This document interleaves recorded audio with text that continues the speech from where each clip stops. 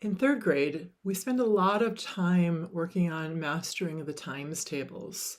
We do that through singing, through hand clapping, through bean bags and fact families, and drawing the multiplication flowers as you see there.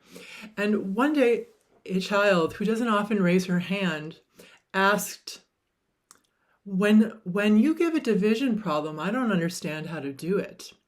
Now, this was a child who didn't often raise her hand, and so I was so happy she did, because when one child has a question, usually more than one child has that same question.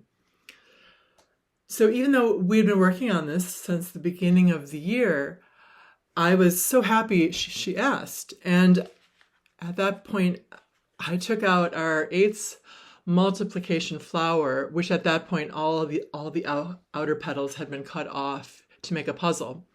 And I asked her, well, what is 8 times 3? And she counted by eighths, sang by eighths actually, 8, 16, 24. And we put that petal on and I said, you are correct, 8 times 3 is 24, but we can also work from the outside in. 24 divided by 3 is 8. Oh, she said. Oh.